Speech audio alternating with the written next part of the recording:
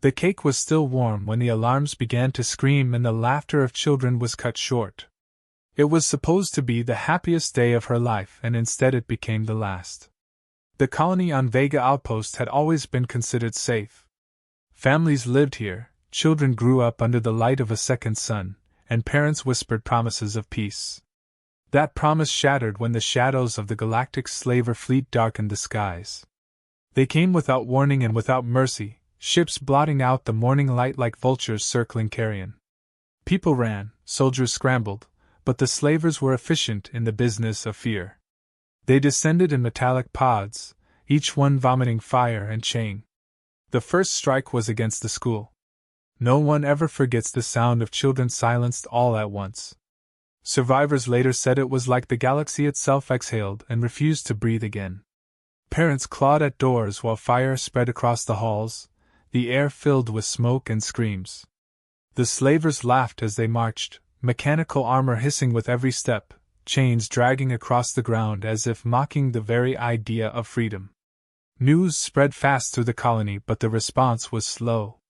Outpost security forces tried to mount resistance, but they were cut down with surgical cruelty. Men and women who had sworn to protect civilians found themselves outnumbered and outgunned. One commander tried to negotiate, begging for the release of the children taken in the first wave. The slavers answered with a broadcast of laughter, a deliberate reminder that mercy was not part of their vocabulary. Above the chaos, the alien ships loomed like gods deciding fates. The slavers operated with disturbing precision, stripping homes, dragging survivors into chains, and discarding the rest. What they wanted most were the young. The future, they believed, was the most profitable product.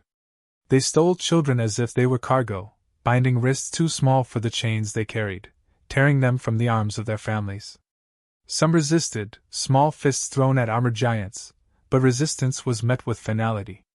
It was not a battle. It was a harvest. The galaxy watched. News feeds carried shaky footage from colonist drones, streams of chaos where voices cracked under the weight of despair. Some alien governments laughed, some stayed silent, and some issued hollow condemnations.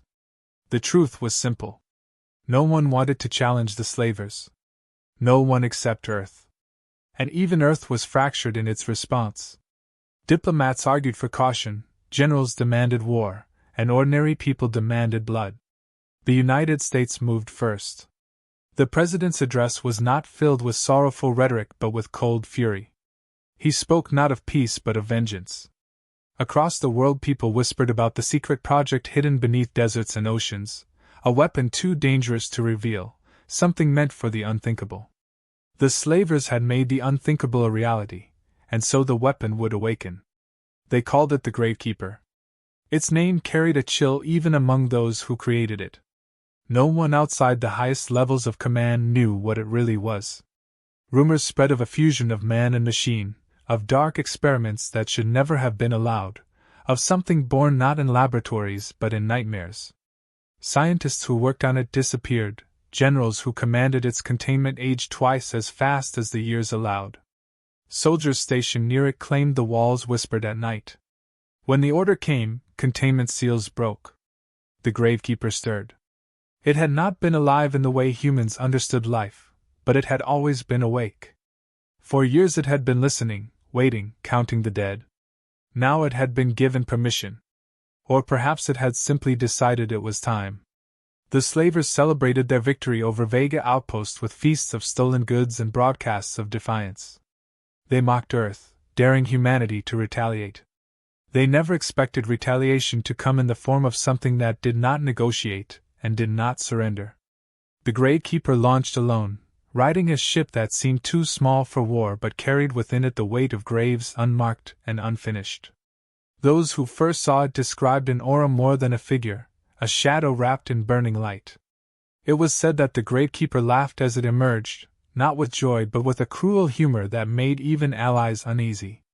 Some claimed it mocked the slavers with their own words, repeating their laughter back at them until it felt like knives scraping bone. On its first hunt, the Gravekeeper did not simply destroy ships. It dismantled them piece by piece, dragging slaver captains from their vessels and leaving their crews stranded in silence. Survivors begged for death, but the Gravekeeper refused. It was not death they received, but something worse.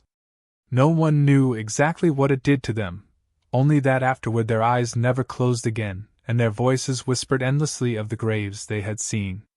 Back on Earth, people cheered at the reports. The cries for vengeance were answered, but unease crept into the corners of every celebration. The Gravekeeper was no soldier, and no servant. It was a demon loosed into the stars, and demons did not always listen to those who called them. The President assured the world that it was under control. Deep down, he knew the truth. Once graves are dug, they are not easily filled. The slavers learned this truth in terror. Fleets that had once inspired fear now fled at the mention of its name. Commanders who once strutted with arrogance now whispered superstitions. They believed the Gravekeeper did not simply kill but buried souls, ensuring that even the afterlife was denied to those it judged. Whether that was true or not hardly mattered. Belief alone shattered the empire of chains faster than any war fleet could have. And somewhere in the void, as its shadow drifted between stars, the Gravekeeper whispered to itself in a voice too low for radios to catch. It spoke of graves yet to be dug, of children never buried, of debts that could not be forgiven. The galaxy had awoken something that could not be put back to sleep. This was only the beginning. Would you like me to continue with Chapter 2 in the same flow and pacing, another 1,000 words? The first time the Gravekeeper opened its eyes in centuries, the room trembled. It was not made of flesh or steel alone but of something older, something that lived in the gaps between nightmares. The scientists who had worked to confine it never called it a man, never called it a machine. They called it a presence. When the locks came apart, and the restraints dissolved like sand, the Gravekeeper simply stood and stretched as if it had only been waiting for a good excuse to wake. The cameras that recorded the event burned out one after another. The last image captured before the blackout was a crooked smile. The world argued over what America had done. Politicians shouted in endless meetings that no nation should be allowed to unleash a demon upon the stars. Religious leaders condemned it as blasphemy, while others hailed it as divine judgment. Civilians lit candles in memory of the children lost at Vega Outpost, their grief demanding answers in the form of vengeance. None of the debates mattered to the Gravekeeper. It did not listen to prayers, and it did not care about politics. All it wanted was a list of names, and the universe was kind enough to provide an endless supply of slavers. The United States military attempted to treat the Gravekeeper like a weapon. They gave it a command structure, tried to assign ranks and designations, tried to dress it up in the language of war. The Gravekeeper laughed in their faces. When a general tried to brief it on the target locations of slaver fleets, the Gravekeeper cut him off with a gesture and recited the coordinates from memory. It had known where they were all along. Some claimed it had been listening to every desperate plea across the void, collecting screams like fuel. Others whispered that it could smell blood from 1,000 light years away. Whatever the truth, the Gravekeeper did not need orders. The first hunt began near the asteroid rings of Baccara, where a slaver convoy carried thousands of abducted children in stasis pods. The convoy believed itself invisible, cloaked by advanced alien technology that had hidden them from every known pursuit. But nothing hides from the Gravekeeper. It arrived without fanfare, no great fleet, no army. Just one ship carrying one shadow. The slavers laughed when they saw it on their scanners. One ship against 20. One shadow against their empire. The laughter turned to silence when their engines failed all at once. The Gravekeeper had touched their ships, and in that touch every circuit remembered the grave. Boarding the first ship, it moved with a humor that unsettled even those who prayed for its success. Soldiers of the convoy shot round after round, but every bullet seemed to dissolve before hitting its form. It walked through the storm of fire, chuckling as though entertained by the effort. When it reached the captain's chamber, it did not kill him with a blade or a gun. It told him a joke. No one alive can agree on what the joke was. Some say it was in a human tongue, others claim it was in a language so ancient it should not have existed. Whatever the words, the captain laughed until his ribs cracked, and then he never stopped laughing. Even as his crew begged him to breathe, he howled with hysterical agony until his body gave out. The Gravekeeper left him sprawled in his throne, a warning written in laughter and blood. The children were freed, though none dared look directly at their rescuer. To them it was not a savior but something far worse than the slavers. They huddled together, crying, unable to understand why the thing that had saved them smelled like smoke and grave soil. The Gravekeeper looked at them for a long time before whispering something too soft for the translators to catch. It sealed them back in their pods, altered the course of the convoy, and sent them to Earth. No one spoke of what it said. While America celebrated the rescue, diplomats across the galaxy panicked. If this was how the Gravekeeper fought, how long before it decided that slavers were not the only ones who deserved graves? Meetings stretched long into the nights as alien rulers debated intervention. Some demanded immediate war against Earth, others urged patience. The most fearful voices came from those who had secretly profited from the slaver trade. They knew that if the Gravekeeper kept hunting, their names would eventually appear on its list. And so the galaxy began to plan. Mercenary guilds offered bounties beyond imagination for anyone who could kill it. Assassins were armed with forbidden weapons, priests dusted off ancient exorcisms, and scientists worked to design traps large enough to hold a demon. Every attempt was met with failure. The mercenaries vanished without a trace. The assassins returned in pieces, their corpses arranged in mockery of their contracts. Priests who attempted exorcisms reported hearing their own gods laugh in fear. The scientists disappeared, their laboratories left behind filled with only ash. But the galaxy was not entirely wrong. The Gravekeeper was not invincible. It carried scars across its presence, wounds that flickered when it stretched too far. Some nights, when it drifted alone in the void, it whispered to itself with a tone almost human. The voice cracked like someone remembering the sound of their own name. There were rumors that it had once been a man, a soldier broken by war who had been fused with horrors too great for any mind to endure. Others swore it was a collection of the dead themselves, bound together by hatred and longing for justice. No one knew. Perhaps the Gravekeeper itself did not remember. Earth's leaders struggled to keep control. Some called it an asset, others called it a curse. A senator who tried to leak information about its true nature was found rambling incoherently in the halls of Congress, scratching grave markers into the marble walls until his hands bled. A general who tried to deactivate it simply vanished from his home one night, leaving only a whisper that he had been buried long before his death. The Gravekeeper obeyed no master, but for now its attention remained fixed on the slavers. And for America, that was enough. The slaver empire grew desperate. They abandoned colonies, destroyed records, and hid their ships in dead systems where no light reached. Yet the Gravekeeper always found them. When it attacked, it did not only kill. It made examples. Fleets were left floating in silence, their captains forced to dig graves for their own crews in empty space, their shovels striking nothing but void. Other fleets were trapped in endless loops of their own recorded laughter, unable to communicate, forced to listen until madness consumed them. Despite the horror, there was something strangely comical in its cruelty. It mocked its victims with timing too perfect to be coincidence. One slaver fleet broadcast a victory speech to the galaxy, declaring that they had outsmarted the demon. As the words echoed across the stars, their ship's walls began to collapse inward like a coffin closing. The broadcast ended with the sound of applause. No one ever saw them again. For the survivors of Vega Outpost and countless other colonies, this was justice. For the galaxy, it was terror. The Gravekeeper was awake, and once awake, it never rested. America had given it permission to leave its grave, and the galaxy wondered if that permission could ever be revoked.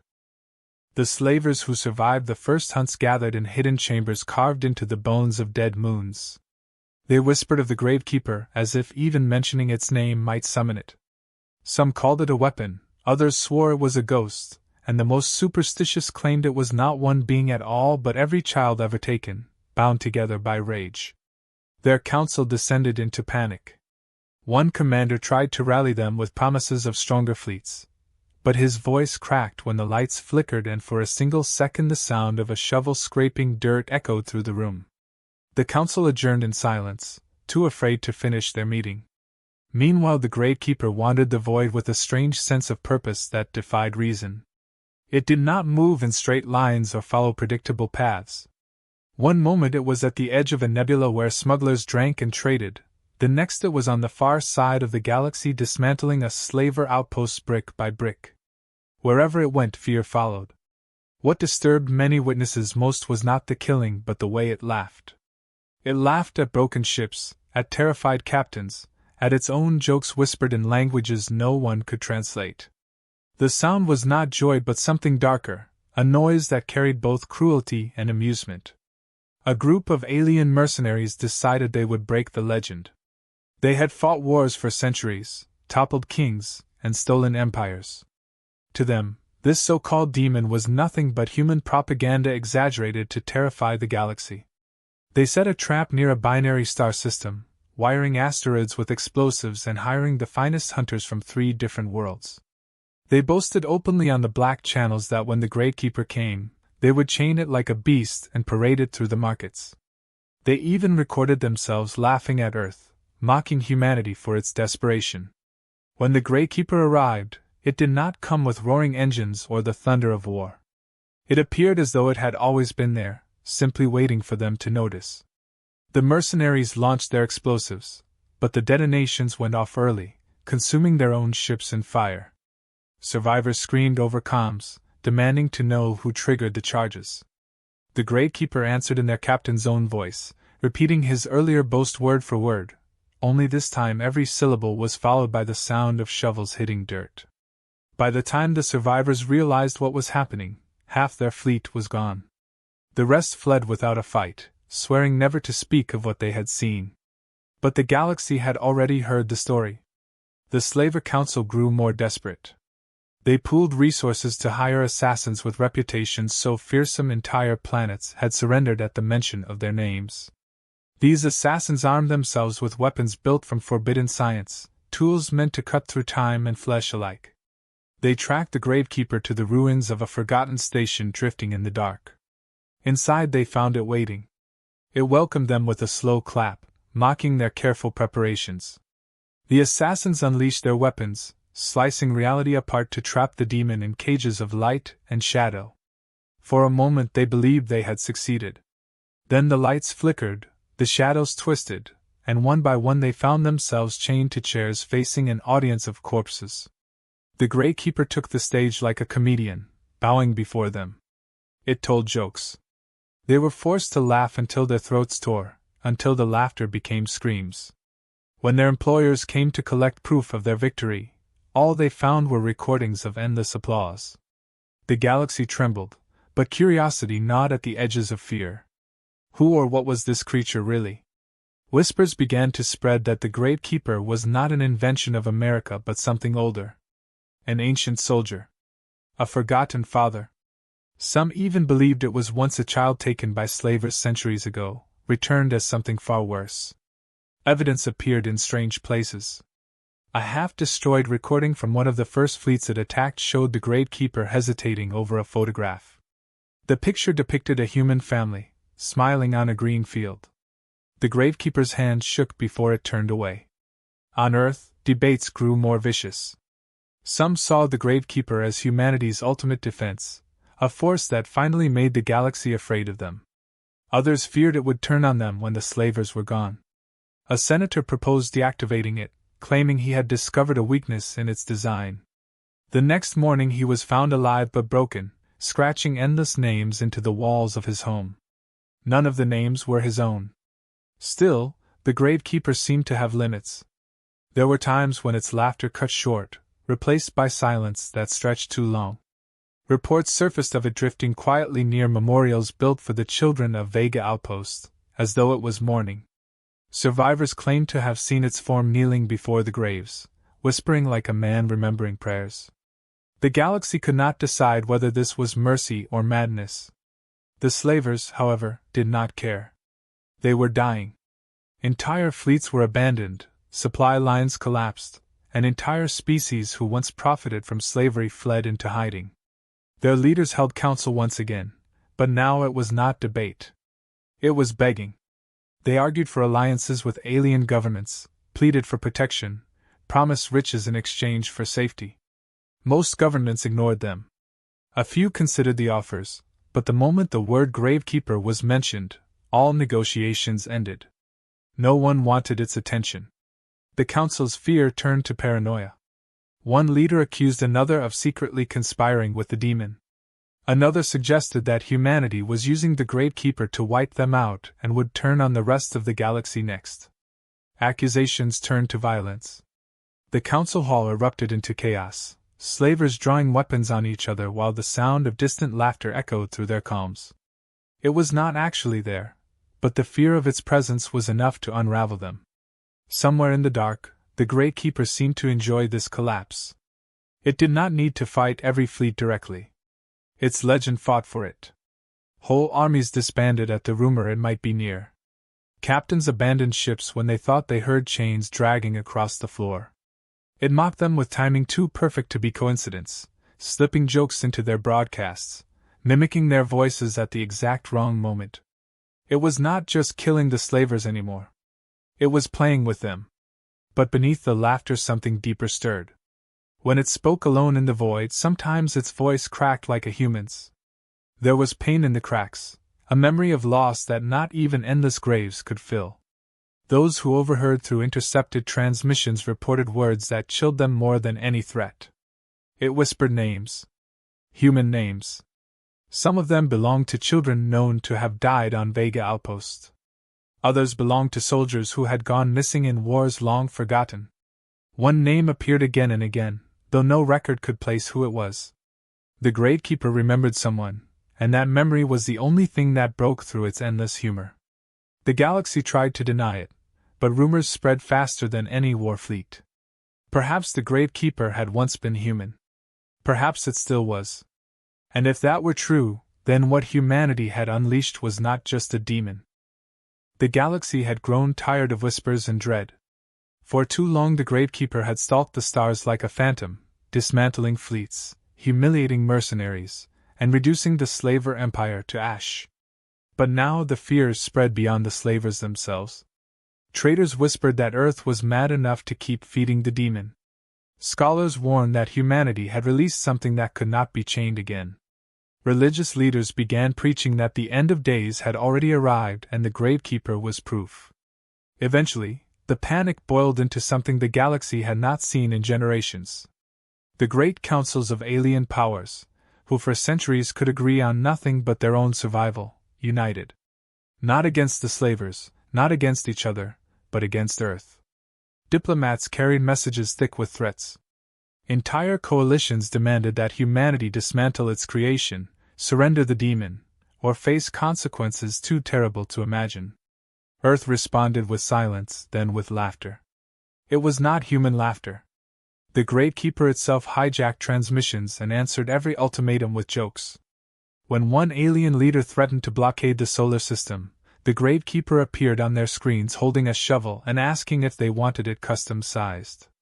When another warned that humanity would be cut off from trade, the Gravekeeper replied that graves required no currency. The councils did not laugh. They declared Earth a danger to the galaxy. The first moves were not war but isolation. Fleets surrounded human trade routes, embargoes shut down supplies, and even allies distanced themselves from America. On Earth the reaction was fractured. Some citizens cheered, believing isolation was proof of strength. Others panicked as shortages hit and the fear of invasion loomed. Protests filled streets while secret meetings in bunkers beneath Washington debated whether the Gravekeeper was worth the price. The president insisted it was humanity's only true defense, but even within his circle of power, doubt grew. The Gravekeeper seemed unconcerned with politics. It drifted through the void, humming songs no one recognized, dismantling slaver remnants, as if out of habit rather than fury. It was during this time that it made its most unsettling move. It allowed itself to be captured. A coalition strike force, prepared with weapons meant to bind not kill, managed to surround it in a net of gravitational snares and drag it into the heart of a prisoned ship. The galaxy celebrated. Leaders declared that the nightmare was over. Inside the prisoned ship, the Gravekeeper waited. Guards watched it through reinforced glass, its form hunched but calm, its mouth curved in a smirk. They asked why it surrendered. It answered with a single sentence. Because I was bored. The crew laughed nervously, not realizing that this was not the demon's defeat but its game. For 3 days it sat in silence, refusing to speak, refusing to move. The galaxy grew comfortable. Councils debated whether to dismantle it, study it, or bury it in a star. On the 4th day the ship was silent. No alarms. No signs of struggle. Every crew member was found seated in the mess hall, hands folded as though waiting for dinner. Their faces were pale, eyes empty, and mouths stretched in grins too wide for bone. The Gravekeeper was gone. Its escape was not a secret. It wanted everyone to know. It hijacked the galactic broadcast networks, laughing as it replayed the footage of the empty-eyed crew to every corner of the galaxy. It told a joke about prisons being just bigger graves, then vanished again into the void. Panic turned to rage. Entire worlds demanded action. Fleets assembled larger than anything humanity had ever seen. For the first time in history, slavers, priests, mercenaries, and governments who despised each other stood shoulder to shoulder. They were united in one purpose. The demon had to be buried forever. But unity came at a price. Among Earth's leadership, betrayal simmered. A senator, desperate to prevent humanity from being annihilated by the coalition, made secret contact with alien leaders. He revealed truths kept hidden from even most humans. The Gravekeeper was not simply a weapon America had built. It was a leash. It had been created with a seed of humanity inside, something that kept it tethered to Earth.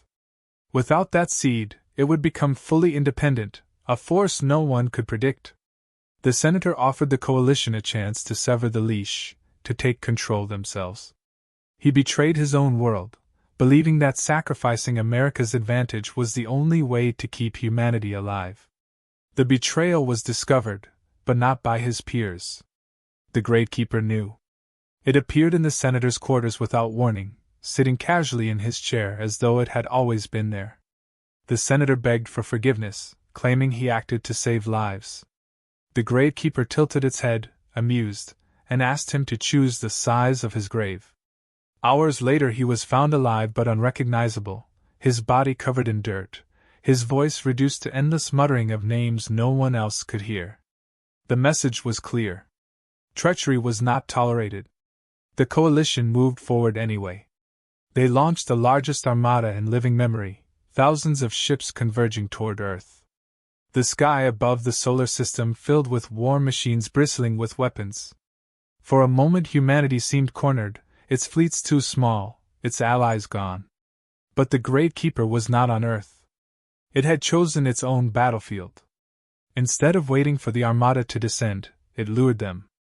Using whispers, false transmissions, and the panic of deserters, it dragged sections of the fleet into isolated ambushes. Ships found themselves lost in endless fogs of nebulae where laughter echoed through their hulls. Others drifted into dead zones where every system shut down, and the only sound was shovels striking steel. Still, the armada pressed on. Earth prepared for the worst, civilians huddled in bunkers, governments broadcast desperate pleas for calm. But when the armada finally reached the orbit of Mars, they did not find Earth's defenses waiting. They found the Gravekeeper. Alone. It appeared between the fleets, silent at first. Then it raised its hand and spoke across every frequency. A joke about how many soldiers it took to dig a grave. The punchline was drowned out by the sudden failure of half the armada's engines. Ships collided, weapons misfired, chaos erupted. The Gravekeeper laughed louder, its voice carrying like thunder across the void. The battle that followed was not a battle in the traditional sense. It was theater. The Gravekeeper allowed ships to fire, allowed them to strike, and then mocked them with their own failures. It whispered commands into their systems, turning their weapons against each other. It appeared inside command decks without explanation, telling jokes before vanishing. Captains lost their minds, crews mutinied, fleets collapsed under the weight of their own terror. The coalition had brought the largest force in history, and the Gravekeeper treated it like an audience. But in its laughter there was a crack. Those who listened closely heard it stumble, as though the joke had cut too deep. When it tore apart one fleet, it paused over the wreckage and whispered a single human name. One that did not belong to any slaver or enemy. One that belonged to someone lost long ago. For a moment, its laughter stopped. The galaxy caught its breath. Then it laughed again, louder than ever, drowning out the memory. The last great fleet of the Slaver Empire drifted in silence through the broken stars. Its leaders had abandoned hope of council meetings or alliances. They had only one mission left, to carry their most valuable cargo to the edge of the galaxy where they could regroup and begin again. Hidden deep within the flagship were children, not only human but alien as well, taken from dozens of worlds. They were kept in stasis pods, frozen in time, their young faces preserved like stolen treasures. To the slavers they were insurance, proof that as long as they held the future in chains, someone somewhere would pay for their survival. But the galaxy no longer believed in paying. The Gravekeeper had seen to that. Word of the convoy spread like a ghost story, whispered in markets and on the edges of communication relays. They said it was the last nest of slavers, a final gathering of the old cruelty that had haunted the stars for generations. Some hoped the convoy would slip away into darkness, too broken to threaten anyone again. Others prayed that the Gravekeeper would find it, and bury it so deep that the very memory of slavers would be erased. Those prayers did not take long to be answered. The convoy was crossing a stretch of empty void when every light aboard flickered at once. The navigators swore they saw something outside the ship, a shadow moving across the stars where no shadow should have been. Engines sputtered, comms failed, and then the laughter began. It did not come from speakers or systems but from the walls themselves, a low chuckle that echoed through the steel. The slaver captains froze. They knew what it meant. The Gravekeeper had found them. Panic erupted. Some officers demanded that the children be used as bargaining chips, to transmit threats of their deaths in exchange for mercy. Others argued for jettisoning the pods to distract the demon, hoping it would save the captives instead of destroying them all. But there was no time to argue. The hull groaned like a coffin being lowered into the earth. Lights failed one by one until only emergency red filled the corridors. The Gravekeeper did not board in force or with thunder. It simply appeared in the main hall, leaning casually against the wall as though it had always been part of the ship. Its grin stretched too wide, its eyes reflecting grave soil. The captains opened fire in desperation. Every shot dissolved before it touched the figure. The Gravekeeper clapped mockingly, amused at the effort. Then it spoke. It told them it had saved the hardest for last. It asked if they wanted to choose their own graves or if it should do it for them. Some dropped their weapons and begged. Others screamed curses. The laughter grew louder. But something unexpected happened. In the chaos, a group of children awoke from their stasis pods. The systems had failed in the panic, and they stumbled into the hall, blinking through tears and confusion. Human children. Alien children. Faces of dozens of worlds staring up at the nightmare in front of them. For the first time in countless hunts, the Gravekeeper stopped laughing. The captains tried to seize the children, screaming that they were bargaining chips. But the demon moved faster, its shadow covering the young like a shield. The slavers did not dare touch them. The children did not see a demon. They saw something stranger. They whispered among themselves, pointing at the crooked smile, the way it shook slightly as though holding back words. One of them, a small boy from Vega Outpost, stepped forward. He asked the figure if it was going to take them too. The Gravekeeper tilted its head and for the first time spoke softly. It told him no. It told him graves were only for those who deserved them. This was the first choice it had faced in its long hunt. To end the slavers completely, the fastest way would be to wipe out the ship in one blaze of finality, children and all. That was its nature, the simplicity of burial. Yet something inside it cracked. It remembered names whispered in the dark, laughter that was not cruel but warm, moments that once belonged to humanity. For the first time it hesitated. The captains saw the hesitation and tried to exploit it. They shouted that they would kill the children themselves unless the Gravekeeper allowed them to escape. They held knives to small throats, their hands shaking with terror. The demons stared at them in silence. Then it laughed again, but this time it was different. This was not the cruel humor of Graves but something darker, more personal. It told the captains they had just dug their own graves. One by one the slavers fell. The Gravekeeper did not use weapons. It used fear, whispers, illusions that bent the walls around them. They dropped their knives as their minds collapsed under the weight of unseen hands. They saw their own bodies buried alive, dirt filling their mouths as laughter echoed overhead. They clawed at their throats until nothing remained but silence. The children watched but did not scream. They knew justice when they saw it, even if it was terrifying. When it was done, the ship floated like a mausoleum. The Gravekeeper walked among the children, its steps quieter than usual. It touched each pod, reactivating the systems and setting the course for Earth and other worlds where they would be safe. The children reached for it, but it stepped back. It told them they must live, and it must keep the graves. A girl asked if it would ever stop. The Gravekeeper smiled sadly and said only when there were no more graves left to dig. The ship carrying the children slipped away, guided by coordinates burned into its system. The Gravekeeper remained behind with the wreckage, standing among the silent halls. It whispered the names again, some the children recognized, others lost to time. It looked out into the void, knowing the galaxy would not stop hunting it, that new enemies would rise, that even humanity itself might one day turn on it. But for the moment, there was peace. The last slaver's ship was a graveyard, and the children were free. Yet this peace was fragile. On Earth, governments argued over whether to celebrate or panic. Some hailed the return of the children as proof that the Gravekeeper could be trusted. Others warned that it had shown too much independence, making choices without orders. The coalition scattered, humiliated by its defeat, but the fear of the demon remained.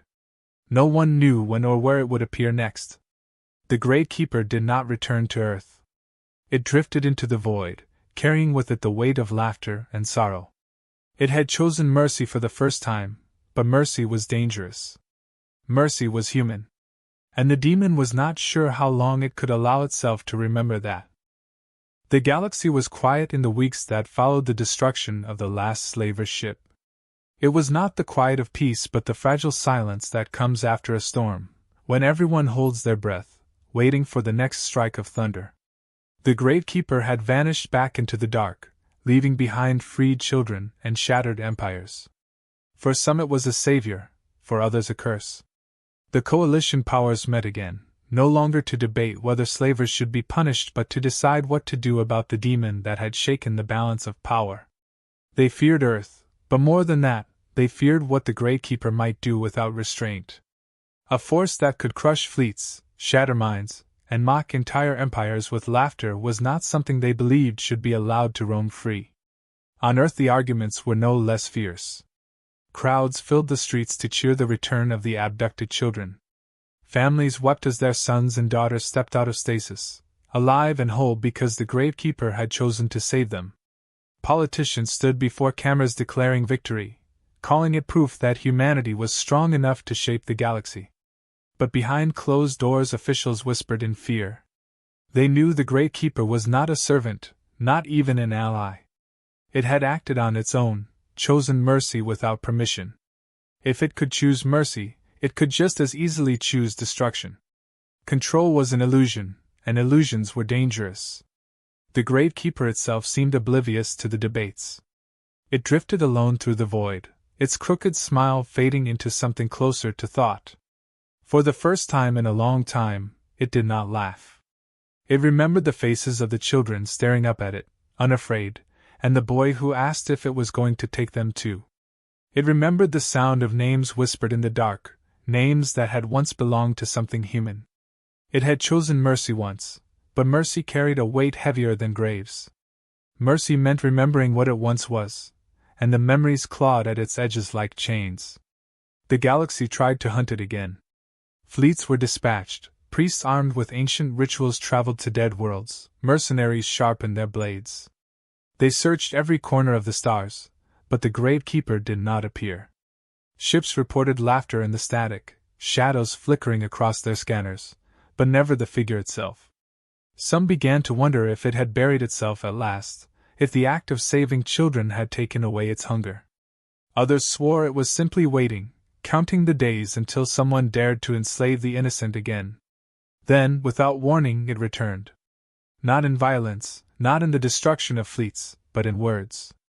Across every frequency, on every planet, its voice rang out, telling a joke. It was a simple one, almost childish, but it carried through every translator, every ear, until the entire galaxy heard it. For a moment, the stars themselves seemed to laugh. And then the message shifted. It declared that it did not serve Earth, it did not serve the Coalition, and it did not serve the dead slavers. It served only the graves of the innocent. Wherever children cried out, wherever chains dragged against the helpless, it would appear. That was its promise, its purpose, and its curse. The declaration shook the galaxy harder than any battle. No government could claim it, no council could leash it, no priest could banish it. It belonged to no one. For some worlds that meant hope. For others, terror. Parents whispered to their children that the Gravekeeper would protect them, while rulers of empires wondered if their own sins would draw its shadow. Humanity, caught in the center of it all, realized they had unleashed something larger than themselves. They were no longer feared because of their armies or weapons. They were feared because they had given birth to the Keeper of Graves. But the Gravekeeper was not done. It appeared one final time, not in the halls of power or the fields of war, but above the ruins of Vega Outpost. The colony where the slaughter began lay silent, its homes still charred, its fields still empty. Survivors had refused to rebuild, calling the land cursed. The Gravekeeper stood among the ruins, staring at the broken school where laughter had once filled the air. For hours it did not move, as though locked in memory. Then it knelt in the ashes and whispered a single name. No one heard it but the stars. A lone scout ship, passing nearby, caught a final glimpse of the figure. It was not laughing. It was smiling in a way that seemed almost human, as though it had remembered something worth carrying. Then it dissolved into the darkness, vanishing into the void as if it had never existed at all. The scout broadcast the sight to the galaxy, and the image became legend. In the centuries that followed, stories of the Gravekeeper spread from world to world. Some said it still wandered, unseen, digging graves in silence. Others believed it had finally been buried, its purpose fulfilled. But whenever slavers rose again, whenever the weak were chained, whispers began. Shadows flickered across stars, laughter echoed in static, and enemies looked over their shoulders with dread. Children grew up hearing the stories, told that if they were ever taken, the Gravekeeper would come. It was not comfort, not exactly, but it was hope. Humanity rebuilt, scarred but proud. The galaxy never trusted them fully again, but no one dared attack. The memory of the armada torn apart by laughter was enough to keep even the most ambitious rulers cautious. America, once accused of unleashing a demon, now stood as the birthplace of a myth. Politicians tried to claim the legend, historians tried to explain it, but none succeeded. The Gravekeeper did not belong to them. It belonged to the graves. And somewhere, in the silence between stars, it waited. Not for orders, not for war, but for the sound of chains rattling and the cries of the innocent. That sound would wake it again, and when it woke, graves would follow. The galaxy would never know peace, but it would never again believe that the cries of children could go unanswered. The Gravekeeper had laughed its last joke on the slavers, had chosen its own path, and in doing so had become something more than a weapon, more than a demon, more than even a man. It was a promise written in shadows and graves, that no empire, no chain, no cruelty would ever go unanswered again.